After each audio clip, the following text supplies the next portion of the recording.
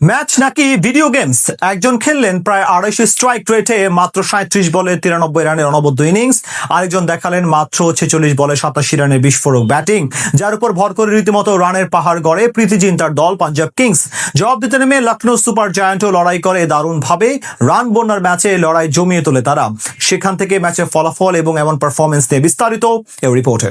প্রথম ওভারে মোহাম্মদ শামি যখন প্রবিশ্রাম সিংকে 0 রানে বিদায় করেন, তখন অনেকেই হয়তো ভেবে নিয়েছিলেন আজ আর বেশি দূর যেতে পারবে না প্রীতি জিন্দার পাঞ্জাব কিংস। কিন্তু কে জানতো সেই উইকেটটি আরো ভালো হয়ে আসবে ফ্র্যাঞ্চাইজিটির জন্য। এরপর লখনৌর বোলারদের নিয়ে রীতিমতো ছেলে খেলায় মেতে ওঠে পাঞ্জাবের বাকি ব্যাটাররা। ইনিংসের ষষ্ঠ ডেলিভারিতে 4 মেরে বাউন্ডারির খাতা খোলেন কোপার কনলি। যদিও এদিন তার চেয়ে বেশি আক্রমণাত্মক ছিলেন তরুণ প্রিয়াংশ আর্য।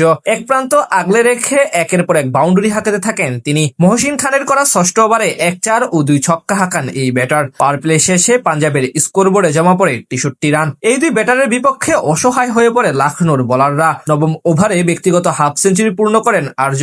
সময় নেন মাত্র 19 ডেলিভারি। খানিক পরে কপার কনলিও পৌঁছে যান ব্যক্তিগত মাইল ফলকে। 12তম ওভারে পরপর 2 ছক্কা হাঁকান আর্য। পরের ওভারে এইডেন মাকরামকে টানা 3 বলে 3 ছক্কা হাঁকান কনলি।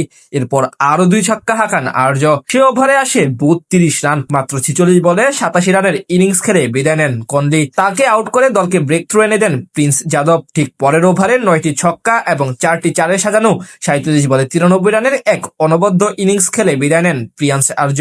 এদিন বেশিক্ষণ টিকতে পারেনি অধিনায়ক সিরাজ আয়ার। এরপর নতুন করে ঝড় তোলেন মার্কাস স্টয়নিস। তার কাছ থেকে আসে 16 বলে 29 রানের ইনিংস। 19তম ওভারে আসে মোট 20 রান। শেষ পর্যন্ত এমন ছোট ছোট কেমিও ইনিংসে ভর করে 254 রানের বিশাল পুঁজি পায় পাঞ্জাব কিংস।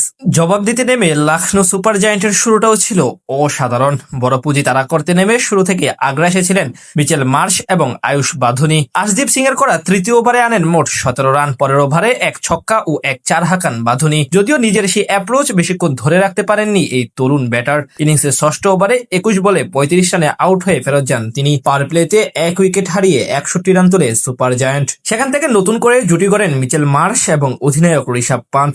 সপ্তম ওভারে মার্কো ইয়ানসানকে টানা 2 বলে 2 ছক্কা হাঁকান মার্শ। তার সাথে পান্থও চালিয়ে খেলতে থাকেন পাঞ্জাবের বোলারদের বিপক্ষে। একের পর এক বাউন্ডারি হাঁকাতে থাকেন এই দুজন। শেষ 10 ওভারে তাদের দরকার ছিল 153 রান। 12তম ওভারে 28 বল থেকে 40 রান করা মার্শকে ফিরিয়ে দলে স্বস্তি এনে দেন চাহাল। তার বিদায়ের পরই খেই হারিয়ে ফেলে লখনৌ সুপার জায়ান্ট। এরপর মিডল অর্ডারের ব্যাটাররা রান পেলেও তা শুধু ব্যবধান কমাতে ভূমিকা রেখেছে, অর্থাৎ ম্যাচ জয়ের মতো তেমন ভাবে প্রতিরোধ গড়তে পারেনি তারা। সেখান থেকে শেষ অবধি বড় জয় তুলে নেয় পাঞ্জাব কিংস। বিপরীতে আরো এক পরাজয়ের মুখ দেখল লখনৌ সুপার জায়ান্ট।